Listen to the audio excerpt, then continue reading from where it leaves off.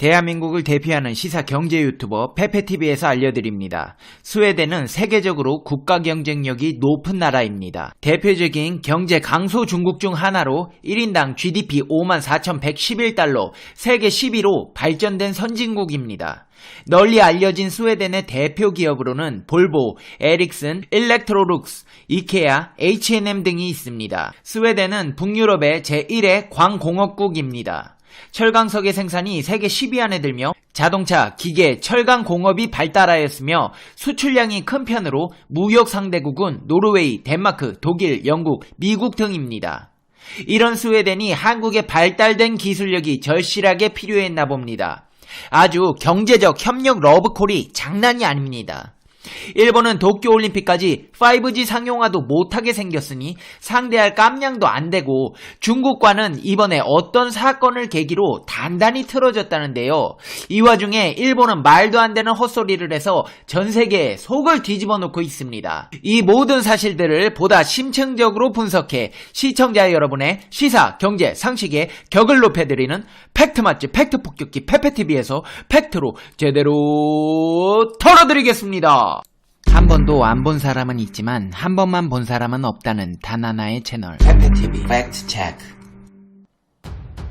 한국 스웨덴 비즈니스 서밋에서 방한 중인 스웨덴 최대 기업 집단인 발렌베리 그룹의 오너이자 스웨덴 금융그룹 스톡홀름앤 스킬다 은행의 대표인 마르쿠스 발렌베리 회장이 이재용 삼성전자 부회장을 만나 상호 협력 방안을 모색하고 미래를 구상하였습니다. 이 발렌베리 가문은 스웨덴 통신 장비 업체 에릭슨 가정기업 일렉트로룩스와 중공업 업체 ABB 등 100여 개 기업을 소유하고 있습니다. 1856년 SEB를 창업한 뒤 5대째 가족 경영을 이어오고 있으며 스웨덴 GDP의 30%를 차지하는 규모를 자랑합니다.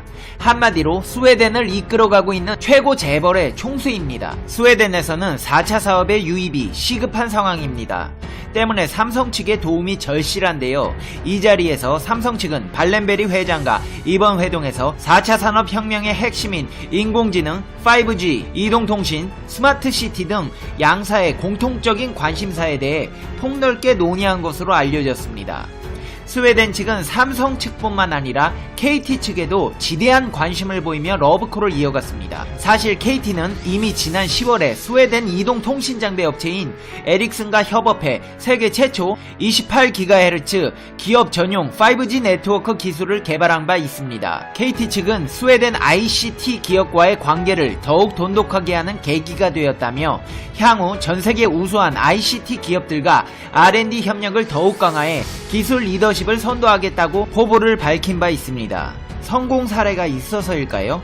이번에는 아예 스웨덴 국가 차원에서 KT 방문을 해서 양국 협력에 대한 기대감을 한층 더 고취시켰습니다. 한국 스웨덴 수교 60주년을 기념해 한국을 방문한 스웨덴 대표단은 대한민국 대표 5G 현장을 둘러보기 위해 KT를 방문했습니다.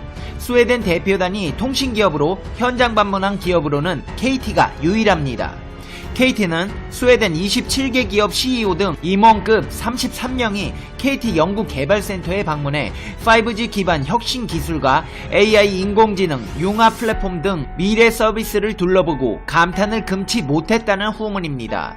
KT의 5G 통신 분야 활용 사례 공유 및 상생 협력을 위해 마련된 자리로 스웨덴 대표단 일행은 5G 오픈랩 퓨처온 전시관에서 세계 최초 28GHz 기업 전용 5G 네트워크 기반 시스템과 기가지니 AI, 호텔 로봇, 홀로그램 기가지니 등 AI 솔루션, 무선 VR, 싱크뷰, 타임슬라이스 등의 차세대 서비스, 머신비전을 통해 불량품을 자동으로 탐지하고 로봇으로 컨베이어 벨트로 이동하는 스마트 팩토리, 전력 품질 및 설비 고장, 에너지 효율성, 모니터링 플랫폼 등 KT의 성공적인 5G 및 AI 적용 사례에 대해 설명을 들었습니다.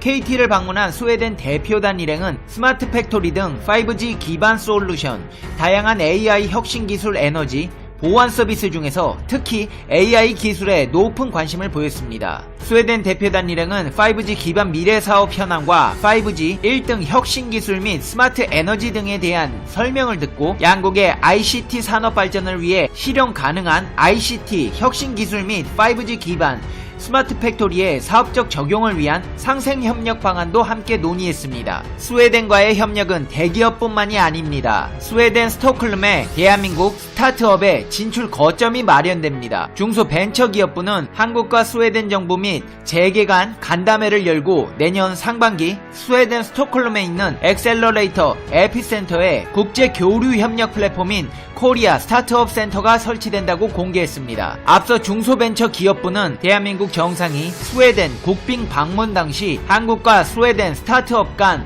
협력 양해각서를 체결하고 코리아 스타트업 센터 설치에 합의한 바 있습니다. 이 코리아 스타트업 센터는 우리 스타트업 기업들이 현지 창업 생태계에 깊숙이 스며들고 양국의 스타트업들이 활발한 네트워킹을 통해 서로 윈윈할 수 있는 플랫폼으로 만들 계획이라고 밝혔습니다. 그렇다면 에너지 분야는 어떨까요? 한국 중부발전은 스웨덴 스탑으로 풍력발전 금융 종결식과 착공식을 진행한다고 밝혔습니다. 스웨덴 스탑으로 풍력사업은 스웨덴 중북부 베스터 놀렌주에 254메가와트 규모의 풍력발전소를 건설 운영하는 사업으로 국내 기업이 유럽 풍력발전 사업에 진출하는 것은 처음 있는 사례입니다.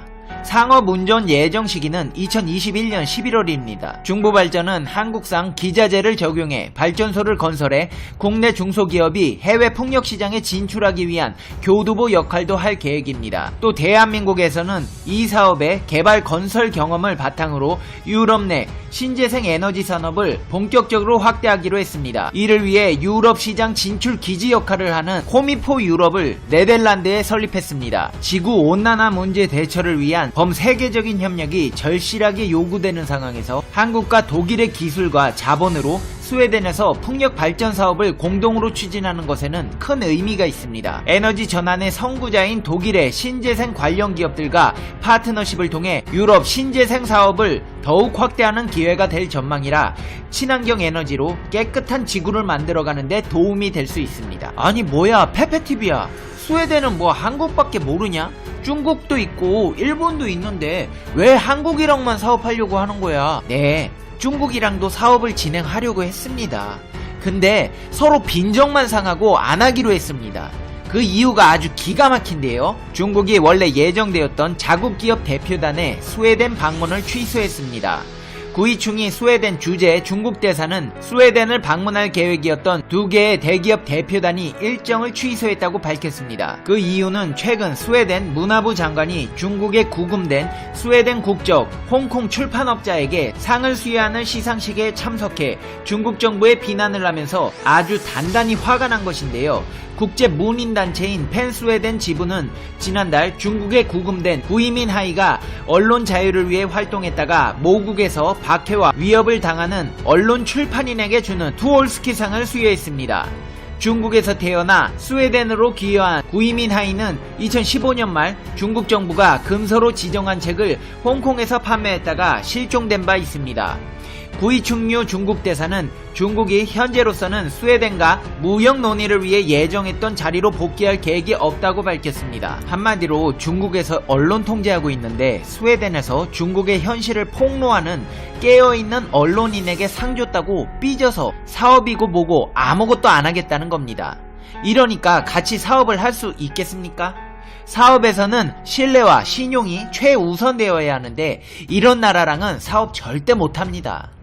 그럼 일본이랑 하면 되지 않냐고요? 일본은 풍력 발전 뭐 그런 거 뜻도 몰라요. 앞으로도 계속 석탄 발전소 짓겠다는 나라인데 그런 거 뭐 관심도 없습니다.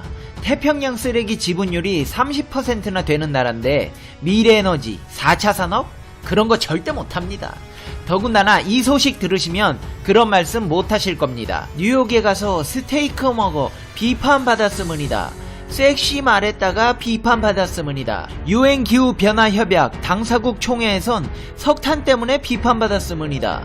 내가 비판받을 때마다 일본의 환경의식은 높아질 거라고 생각하문이다. 일본 정계의 차세대 주자로 꼽히는 고이즈미 신지로 환경상은 도쿄에서 열린 외국인 특파원 대상 브리핑에서 이렇게 말했습니다.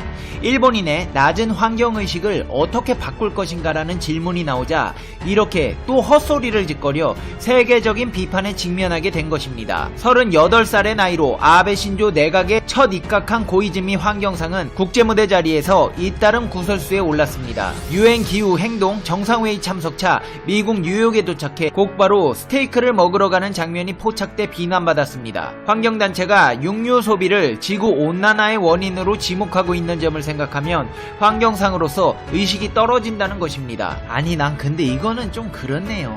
고기 안 먹고 어떻게 살아요. 다들 먹고 살자고 하는 건데 고기 먹었다고 뭐라고 하는 건 좀 그렇네요. 그는 또 뉴욕에서 한 환경단체 행사에 참석해 기후변화와 같은 거대한 이슈에 대한 대응은 재미있어야 하고 멋져야 하고 섹시해야 한다고 밝혔다가 무개념 비판을 받았습니다. 이거는 확실히 헛소리죠. 환경상 자질이 없는 사람인 건 확실합니다.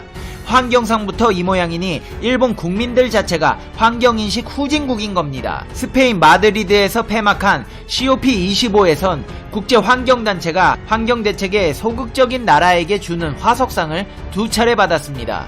고이즈미 환경상은 이런 국제무대에서의 쓰라린 경험을 이날 외국인 언론의 질문에 답하는 과정에서 소재로 활용한 것입니다. 그는 환경의식을 높이기 위해 내 몸을 바쳐서 전력을 다해 할 수 있는 것을 다하겠다고 강조했습니다. 이제 페페TV의 결론 듣겠습니다. Conclusion 페페TV 고이즈미씨 섹시하게 환경 문제 해결 한번 해보세요. 아니 일본 보면 거리도 깨끗하고 질서도 잘 지켜서 환경인식도 굉장히 높아 보이는데 막상 까보면 진짜 최악입니다. 방사능이랑 플라스틱이랑 그냥 바다로 다 버리고 석탄도 우리나라로 수출해서 동해랑 남해랑 아주 더럽게 물들이고 이거는 수입하는 우리나라가 잘못하는 건데 환경부에서는 말로만 대충 국민들 얼르고 달래고 뒤로는 일본에 편지 써서 석탄 좀 수출해달라고 하고 개선할 생각조차 안 하고 있으니 그것도 참 심각한 문제입니다. 환경부 가면 열린 장관실이라고 홈페이지가 있는데 여기 가서 한마디씩 부탁드립니다. 아마 가면 뭐 개선할 것이다, 줄여갈 것이다 대충 이렇게 말해놓고 1톤에 5만원씩 받으면서 계속 우리나라 바다 더럽히겠지만 어쩌겠어요. 할 수 있는 데까지는 해봐야죠. 페페TV 시청자 여러분, 여러분은 어떻게 생각하세요? 페페TV는 여러분의 생각이 궁금합니다.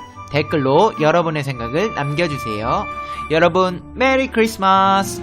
이제 한 해도 끝나가네요. 오늘은 한 해 동안 수고한 자기 자신에게 위로와 칭찬의 시간을 가져보세요. 당신은 누가 뭐래도 최고입니다. 내년에는 원하시는 모든 일들이 기적처럼 이루어질 거예요. 한 해 동안 우리 시청자 여러분 힘든 시간도 있으셨을 테고 스트레스 받는 일도 있으셨을 텐데 잘 이겨내셨어요. 페페TV가 칭찬해드리겠습니다. 오늘도 항상 집안에 평안이 가득하시고 행복하시고 즐거운 날들이 되시길 페페TV가 응원하겠습니다. 밤에 너무 추워서 보일러 계속 틀면 난방비 폭탄 맞을 수 있습니다. 전기난로와 전기담요를 이용해서 합리적인 난방으로 따뜻한 겨울 되시기 바랍니다. 그럼 다음 영상에서 봬요. 안녕.